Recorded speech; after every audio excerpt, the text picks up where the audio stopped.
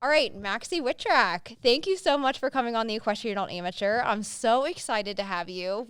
I feel like we just had technical difficulties. So Maxi just went through her whole thing and we had to stop and re-record because technology, if you guys watch this show, you guys know we struggle with technology all of the time.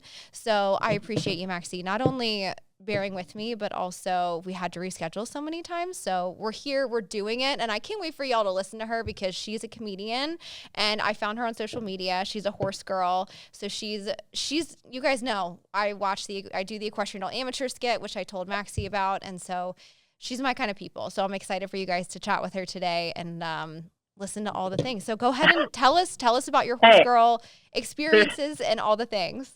Yeah, hey, there's nothing who knows about technical difficulties and things not going to plan as both film people and horse people. So we're in the perfect intersection right here. I love that. I was so impressed to find you and all the work you had put up on your podcast and on your filming and talking about filming Devin and all those episodes because it surprises me. I guess I've been immersed in film and TV in LA for probably 15 years now. Yeah. And everything I've learned was so eye-opening to me that I felt like, oh, it's just film people in the know. And then you find out that, oh, no, people are using film skills all over the world to market their own product 100%. Or their own industry. And it's like, oh, there's a lot more crossover than I thought. Yeah. I'm not even the only horse comedian.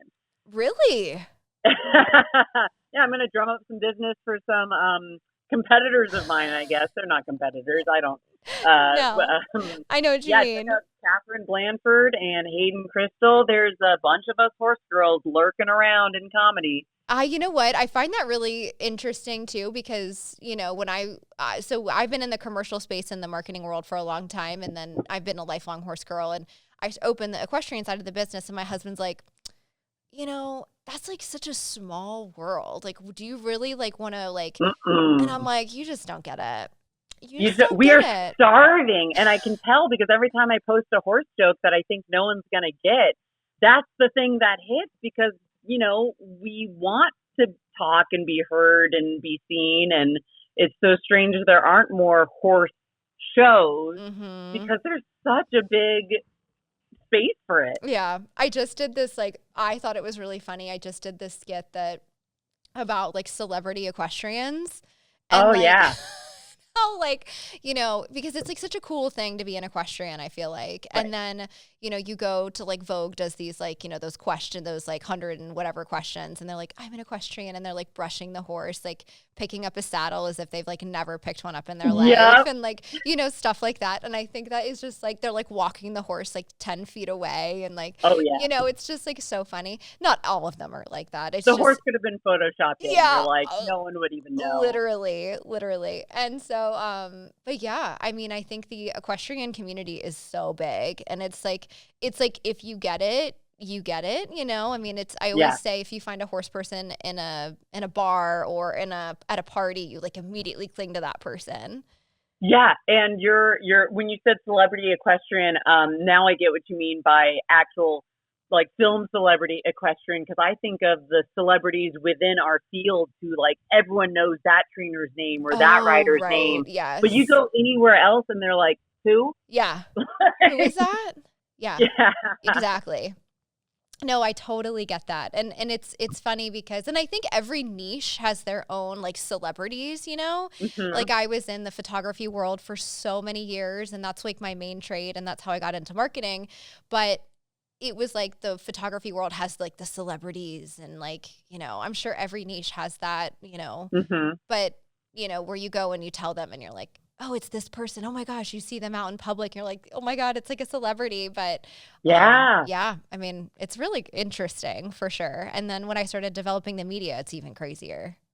I'm so impressed that you've been able to combine the two while also keeping both alive. Because for me, there's just so much you can do in any given, lane that you want to go down that it's trying to juggle things. You only have so much time. So horses were such a thing in themselves that when I moved to Los Angeles, I took a few lessons here and there at different barns and, took advantage of friends with horses. But I really didn't make pursuing horses as an adult, a big priority, because I was like, well, I've done that. Let's see who else I am, because I don't think I have time to stay good at horses or get good at a new lane of horses and then also still be trying to pursue these other dreams of mine that are going to take a lot of work and time. So good on you.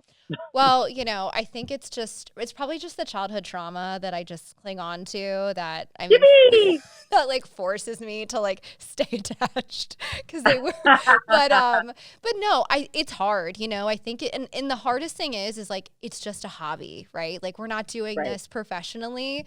And my co-host and I, she's so sad she couldn't be here today, but, she has a baby and like real life things and whatever.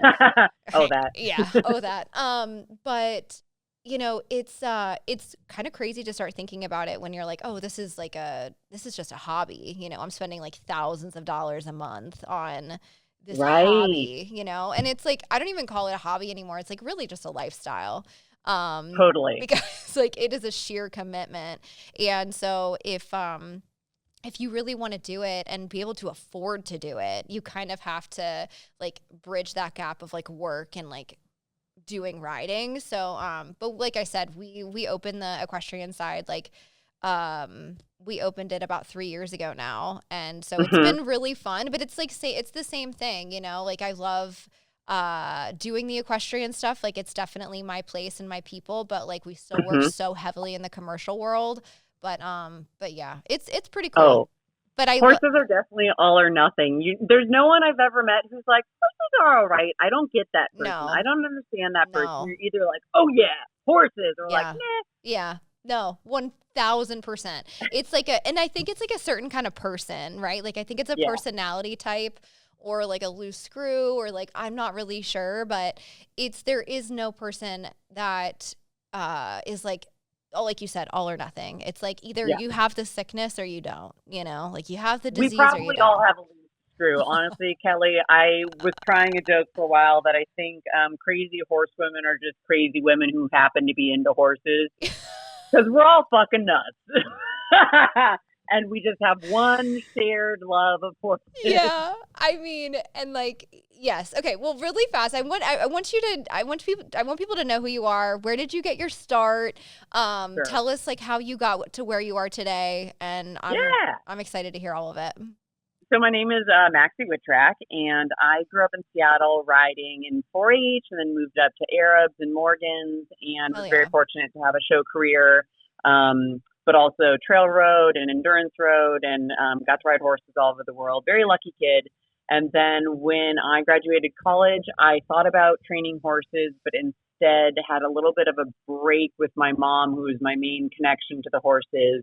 We went through a lot of drama, and I decided to try acting. It was something I'd always wanted to do. So I moved to New York and then LA to become an actor, and that's where I started comedy.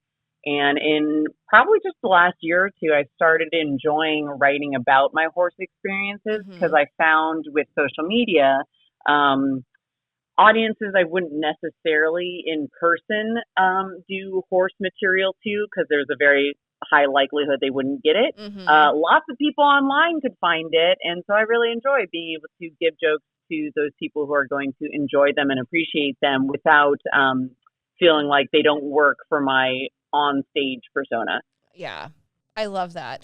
And I mean, again, like, I told you about, I do the Equestrian Adult Amateur skit, and I had that idea, like, which I feel like, and I have this at the end of the show, but I'm like so excited because I have some really great things coming up for 2026. And I'm like, we've got to do a collab of some kind. Like, we need to do something like together, get out and film together. Like, that would be so fun.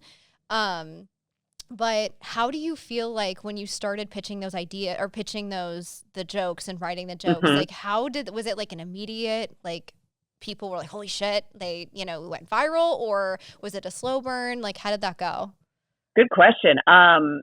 Pretty viral pickup of embracing of the horse material. I gotta say, I wrote about 10 minutes of all horse jokes for a horse benefit about a year ago. And, I didn't have anyone to test them on, so they were all completely new. And just having like this raw video of me just saying a horse joke into the air people liked it enough and appreciated it enough, I think, to grab on, even though that it wasn't as polished as, some like HD perfect theater filmed stand-up clip that sometimes, you have to get in order for it to go viral. Horse girls were eating it up. Hell yeah. And that's kind of the beauty of like, I feel like this community, they take you like as you are, they love you for like the rawness, the realness. And, most of us are like, have horse shit on our feet. We smell like we're really going through it most of the time. So I think we can appreciate that piece of content.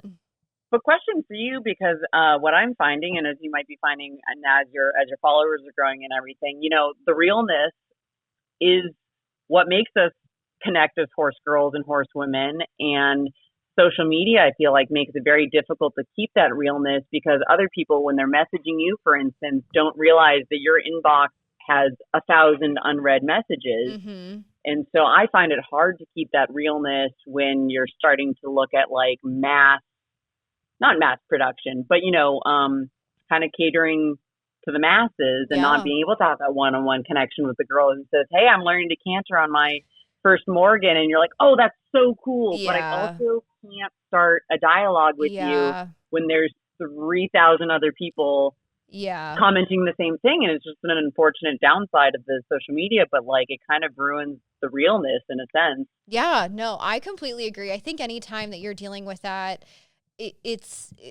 I deal with it as well. I get even like super simple questions that I wish I like had. If I spent all of that time, connecting with every single person, like I would just, my day would be gone, Yeah. But I really think that that's the beauty of art. I think that really being able to connect with people, like, either making content, not specifically for that person, but even if it's like a repeated question or a repeated topic that people keep talking to you about, I know that I always like start writing things and find inspiration in those, so that maybe those people feel a little recognized and like, oh, like maybe she's reading my comments, or maybe she's, something like that. But yeah, I mean, it's really hard. And sometimes like it goes, like, cause in the beginning I was doing that and I was like reaching out to everybody. And then now it's like, it can get really tough, but because I don't want people to think I'm ignoring them, but also like we got shit to do. You know what I mean? So yeah, otherwise we can't put out the thing that you love because we're too busy answering everything. 100%.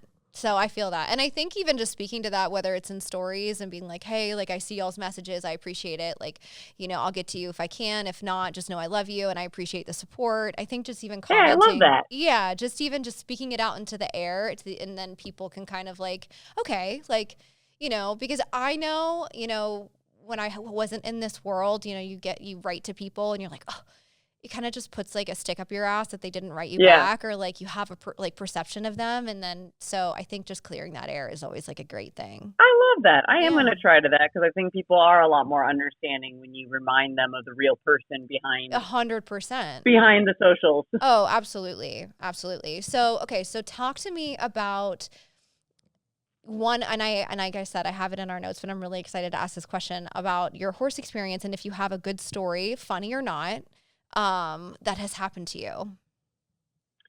Oh man. I mean, I don't know if this is funny.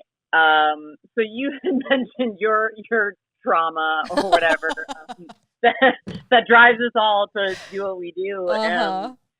So something, I mentioned my mom, and something I'm pretty open about is we did not have a good relationship. She and my trainer at the time really ganged up on me. And so that was part of my hesitancy to go into amateur or even go pro, just to take a break from horses. And something she did was my childhood pony that I was still riding in 4-H as I was starting to do these high-level, expensive Morgans, that she wanted me to focus all my energy on.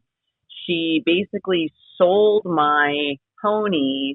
This is so white girl, first world problems. She sold my pony to another little girl during King County Fair, which was when we were qualifying for state fair. And she said, if you win this class, I will let you keep her until state fair's done. So it bought me like 3 more months. And girl, I won that class, and people thought I was sobbing so hard because I had won a blue ribbon. And I was like, no, I get to keep my best friend for 3 more months. It was like I had died and gone to goddamn heaven. Like, I still get goosebumps thinking about like kind of what a horrible situation that was, but also thank God coming out victorious. It was the most pressure I've ever had on a single show or class, and probably the best trophy I got out of it too, I guess, if you think of it that way. But yeah, and I know it's not very funny to talk about this stuff, but the more I talk about dark stuff in comedy, and it's not just the horse stuff, it's like the more people will come up to me after a set and be like, yeah, I went through that. My sister went through that. My mom went through that. And like, of course, my ego wants to be the funniest person in the room. But if at the end of the day, enough people who've gone through some shit get to see themselves like reflected, I feel like I would have at least done something good-ish. 100%. And that's the first thing that I was going to say is that, well, yes, it may not be funny, but we can all relate to that. Right? Like, I think that we've all been in similar situations where that crossover of being a junior and then going into adulthood, you know, you have to make like these really big decisions.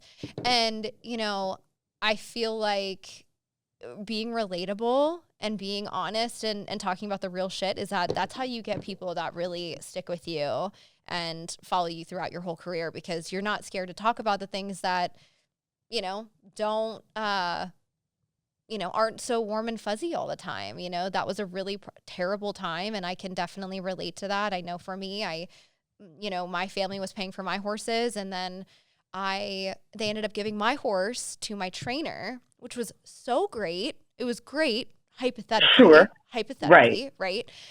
Because I got to see him and I got to be with him and whatnot. But then I got to see all these other people ride him. I didn't have any say. So I didn't like, and then he got sick, and like I didn't have a say of like, well, I'll just pay for it. He ended up just passing away because he colicked, and you know, they didn't want to pay for surgery, and I was like, I just didn't even have the option. And so that's definitely a relatable thing. And that kind of brings us into our next conversation of how do you feel having horses in our lives, or just being a horse person and having that connection with them shapes you as a human. And I think that that's what I think is so cool about being a horse girl, is that it truly does bring some solid citizens to the world. How do you feel? Yeah, I am constantly amazed. So horse girls, we know, are pretty sassy. We're pretty opinionated, and that's probably having to do with, you know, whipping a 1,000-pound animal into shape or whatever. Exactly. But, like, they're also some of the kindest, and I think it attracts that because of like the very essence of the horse. Like, there's a reason we've gravitated to them for thousands of years and like teamed up. And, you know, there's numerous books about the special connection between horses and women, but not to get like woo woo, but like, I feel like growing up with horses and having to take care of something outside of yourself and not just use it and dispose of it, is really crucial to like understanding your connection to the bigger picture and the community and the environment, rather than, well, I mean, there are these horsewomen that we all know and that are there to show up and like, or men actually too, when I think about racing and stuff, like use the horse as its purpose and then don't really care what happens to it. Right. And the other 99.9% of us who really care about the horse and want to team up with it rather than it being the opponent, or just like your tool. I don't know. I think it teaches us all to just have an empathy for like other beings. Yeah, 100%. No. And I think too, like it truly does like just really bring home caring for something other than yourself. And I find it really hard when I'm not with horse people. I think the topic, especially having children, for some reason, this always comes up to me when we talk about my friends having children. I don't have children. Do you have children? I don't. Okay. So, you know, talking about having children and caring for something other than yourself. And I think to myself, I'm like, well, I've been doing that for years. I mean, Yeah. since I've never not had that. So maybe in college I had a moment where I didn't ride and, but as soon as I got out, I was back at the barn and taking care of something. And so I think that that's definitely sets you up for a lot of maturity, I guess. Yeah, because maturity is the right word because, not to slam on other sports. I love other sports, Yeah. but, you're not trying to maintain your lacrosse stick or your soccer ball as lovingly as you would keep your horse's legs nice. And yeah, there's a different amount of care that goes into appreciating the thing that's helping you do your sport. 100%. How was the life with Morgans? How was the Morgan world? I love Morgans. They're beautiful. They're beautiful. It took me a little while to get used to the different shapes. Or maybe it was my mom in my head. She hated all fat things, so I understand why the Morgan was a little substantial for her. Yeah. So many people are going to get a mom reference like that. Yes. Going from like the skinny national show horses and the Arabians and all petite and everything to like the Morgans that are just tang. Mm-hmm. So funny, but at least they could carry me. I had like big athletic soccer legs, so like we're just trucking around. I had so much fun on the Morgans. They can do anything. They're super cool. There's a couple people that I know. So I'm in the hunter jumper world, and I have an appendix and a thoroughbred.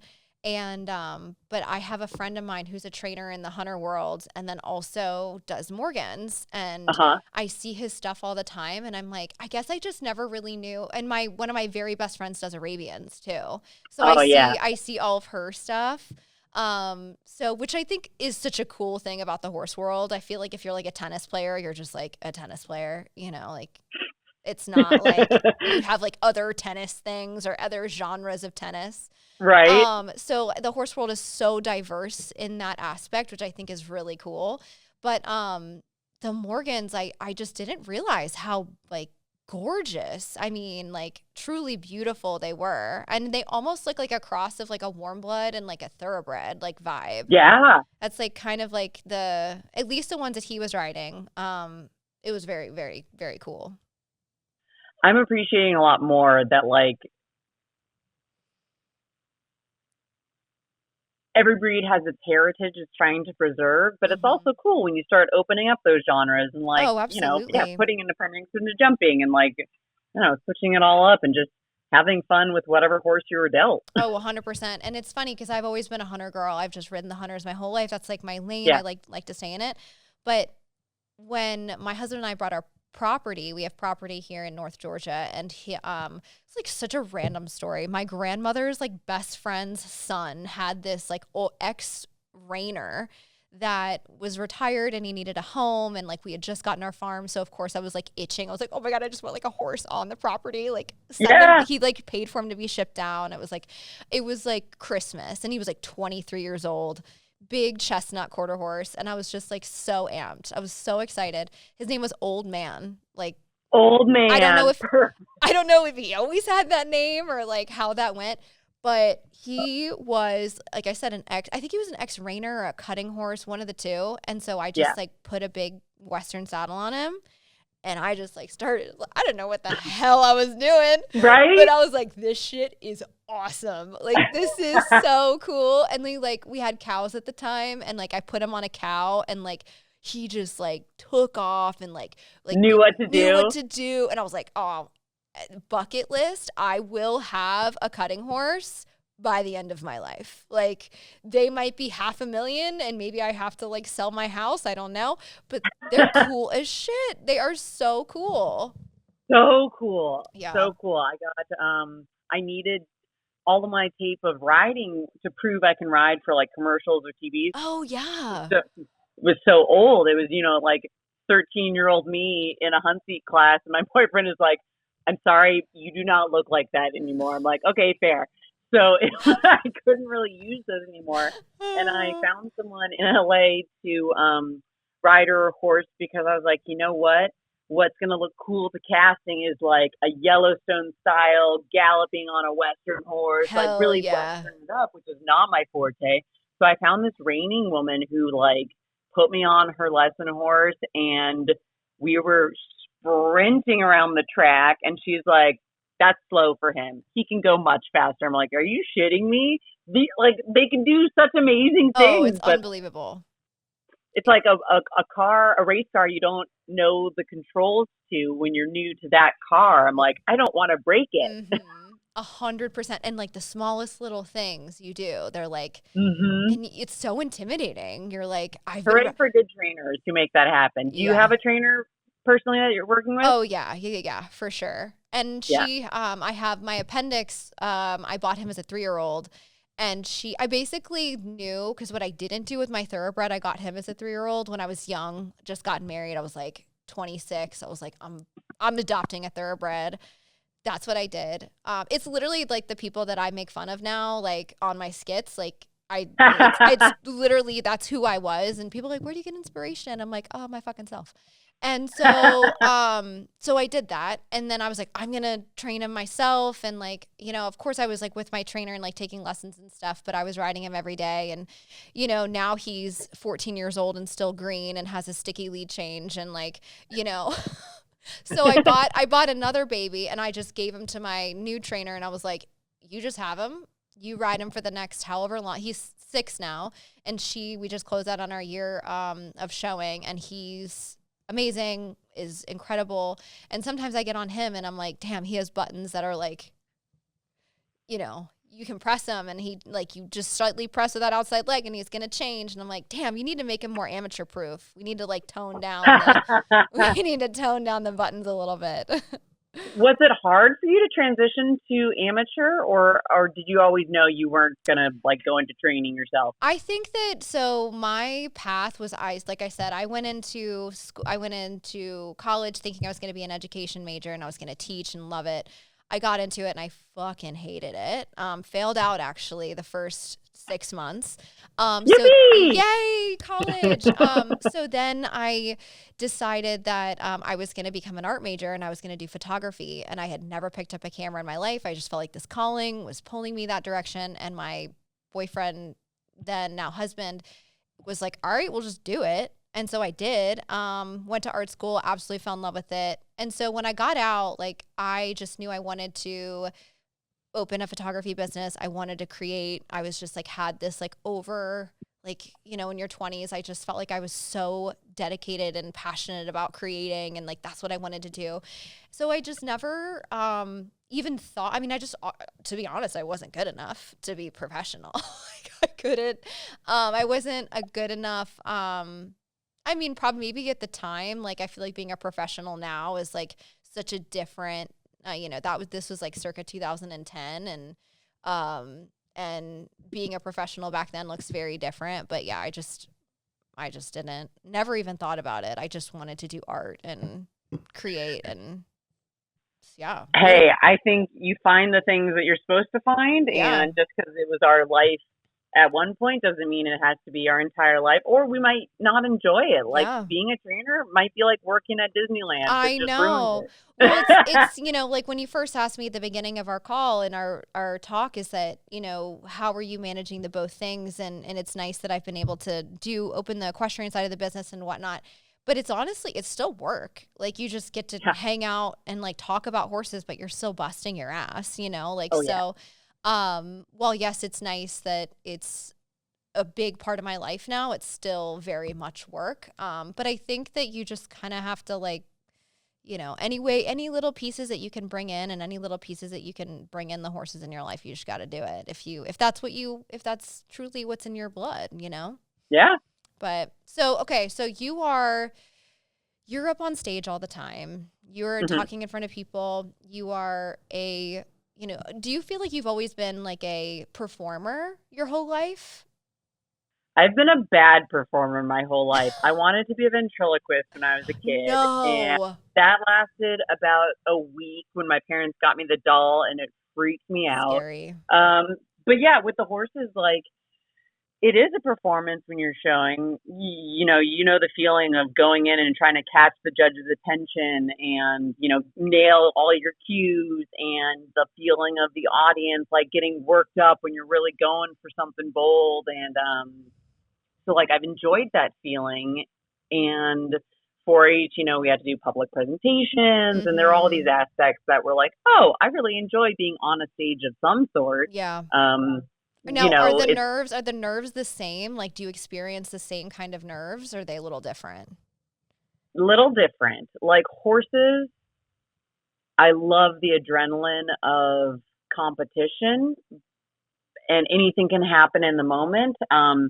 Stand up, anything also can happen in the moment, but it comes down, well, actually, I guess it's the same. A lot comes down to your preparation, and, whatever's going to happen in the moment is going to happen. So my nerves probably in either way is coming down to, did I train enough for this? Because if the month leading up to it, I was being completely lazy, there's not a good chance I'm going to have a good time out there. And that gets me nervous. Yeah. But if I've been working and training and staying in the pocket for whatever it is, the nerves kind of go away and it gets more exciting because you're ready to show it off. Yeah, for sure. So when you're doing stand-up and you're in a live audience, like, is there some crazy shit that's happened? I'm sure, right? Yeah. People are mostly well-behaved in LA, but a lot of drunk people getting rowdy at a show, and you can't really blame them because that's where the kind of customer service comes in of realizing, like, I'm here to provide you entertainment. It's not about me having a good show or not. You don't want that person ruining it for everyone else, but it's an ego check for sure of like, hey, if you're drunk and rowdy, if you're technically having a good time, then I'm just going to do my best and stay out of your way and let you have a good time because that's what you came out for tonight on your probably one night off in 2 weeks or whatever. Right. It's very humbling. I'm sure. And so if you had any advice about someone either doing this online or doing it in person, what advice would you give them just starting a personal brand, starting a personal journey to create online in general? Great question. I would say you have to find some enjoyment in the process of creating these things.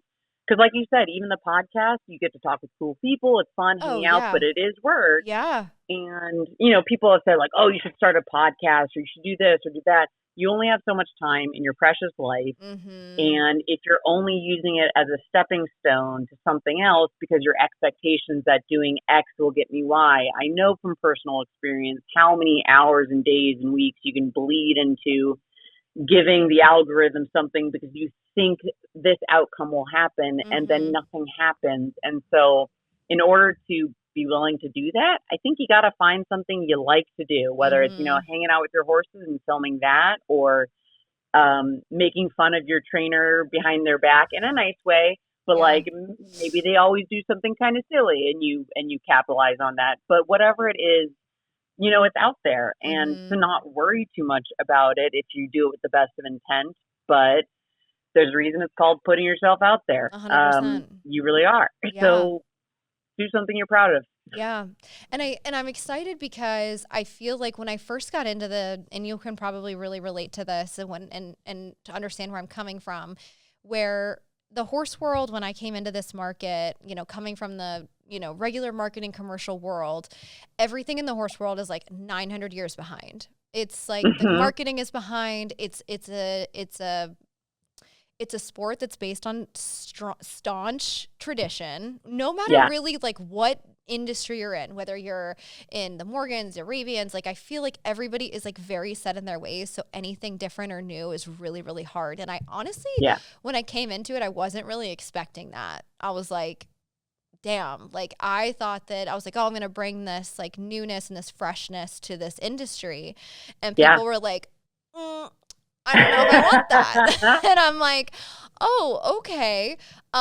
So it was really difficult because I felt like, and I feel like the people that, and I'd love to ask your opinion about this too, but the people that knew me personally was probably like the most challenging part of starting your journey online, because not only was it just like a normal, like if I want to be an influencer, but then it's in the horse world and the horse people are brutal and so judgy. And so, Yeah. So tell me, how did that experience go for you? Did you, like, when you started putting yourself out there, whether not only just in the whole big world, but in the equestrian space, like, did that people that you know and connected with and knew personally, was that challenging?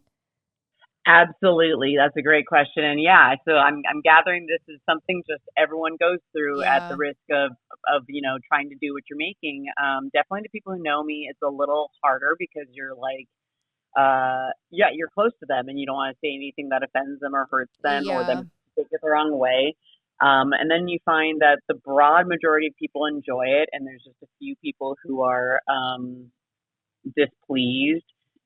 But trying to remember that, like, even if we were in person, that same number of people would still find a reason to not like me or care for me, and that's okay as long as I, in good conscience, think I'm doing something harmless and not trying to cause ill will. I try Yeah. to just stay on my path, and then I set the phone down and take a mental moment and go do literally anything else that reminds me that I like people and most people are good.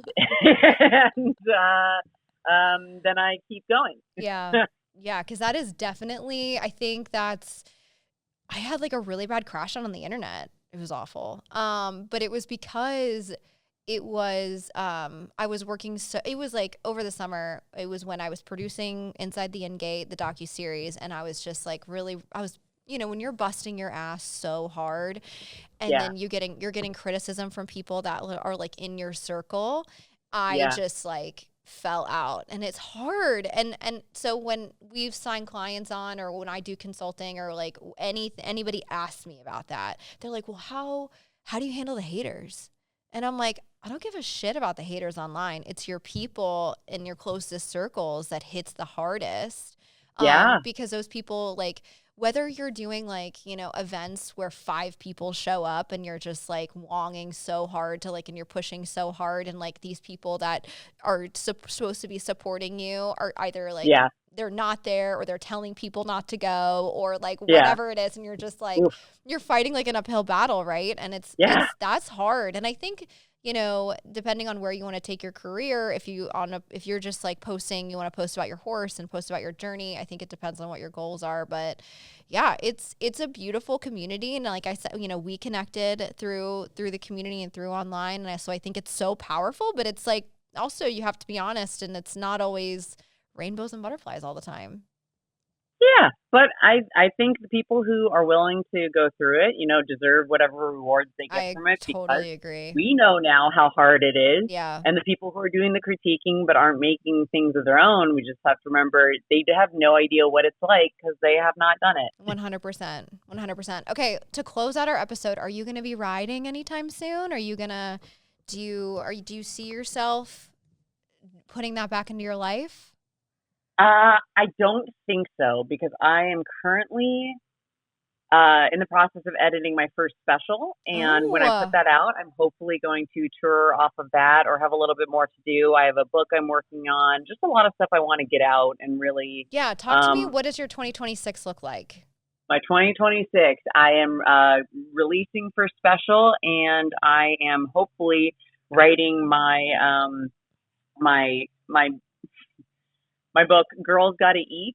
Hell Having to do yeah. a little bit memoir of growing up and struggles with my mom and her attitudes towards eating and nutrition, and also seeing like girls and women around me still struggling with doing it in a healthy way, that I just feel like as a fitness instructor and nutrition coach, I have lived experience that I can help other people with that would just make their lives better. And I've Mm-hmm. been saving it in a document for years, and I think it's time to bring it out into the It's world and time. see if it can help anyone. We're manifesting it. It's coming to life. Yeah, It's going to happen.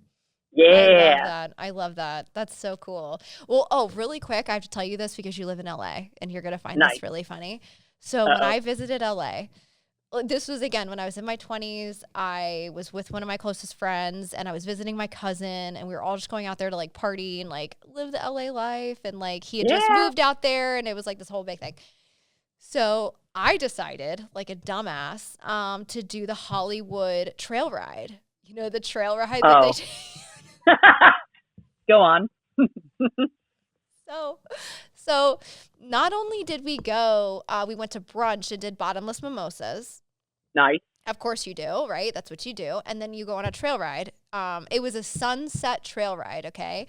And I didn't realize. So, well, first of all, I don't want to get ahead of myself, but I get there, or my friend and I get there, and they're like, "What is your riding experience?" And I was like, "I've been riding my whole life. I'm like six, mimosas in, and I'm like, I've been riding forever, like my whole life." And they're like, "Great.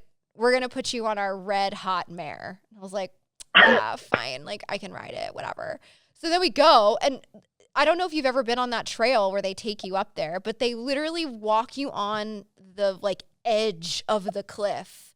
Because, oh my God. I'm asking them, I'm like, "Well, why are we walking on the edge of this cliff?" They're like, "Well, it's because the horses like it. Because, like, if a cougar comes down, they want to, like, see it." And I'm like, if a cougar comes down, we are all fucked, okay? So, like, I don't know, like, what? And so we're going up, and it's literally, the sun is setting, and it's dark by the time we get to the Hollywood sign. And then we have to ride back in the dark, like pitch black dark. And we're on this trail with, like, other civilians. Like, there's other people are, like, running and, like, biking and, like, and they put me in the back.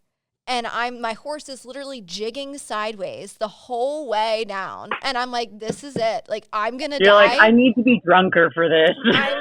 I'm totally stone cold sober now. And, like, I need to get the fuck out of here. Like, never again. And I had, like, splitting headache. So anyone out in LA that listens to this or that is visiting LA, do not go on the trail ride, with bottomless mimosas, and tell them that you've had years of riding experience, because it will. I find that backfires on me to tell anyone I have any experience. I'd rather surprise them in a good way. 100%. Maxi, I'm just telling you, every time that I've been on a trail ride ever since then, I've never even seen a horse. I don't even know, like, what it looks like. Don't even know what one is. I don't even know. What are we riding? I don't know. So, oh my God, like, truly, what a nightmare. But I appreciate you coming on and talking with me. I feel like I could talk to you for the next, like, 6 hours, and I know, but I truly appreciate your time, and I'm sorry that it was such a wild whirlwind to get you on the show, and I appreciate your patience. We got here. We did it. I'm glad you found me. I'm so excited to be on your page of illustrious episodes. Oh, thank you. And I'm serious. I really want, so I'm doing some cool stuff for 2026 that I'll reach out to you about, and I'm, like, really excited, and I definitely want to do some stuff together. So you're kicking ass. Keep going. Keep going. Anyone listening, keep going. You're doing just fine. Yes. Stay gold. Yes. We're all going to be fine. We're all going to be fine. And we're all doing it. You're doing amazing, sweetie. Everything's great. Well, Maxi, I appreciate it. Thank you so much. And nice talking and again, to you, where can people find you? Please find me at Mad Maxi on Instagram, MADDMAXI. Hell yeah. Everyone needs to follow her for sure. All right. Well, thank you so much, and I'll talk to you soon. Bye, Kelly. Bye.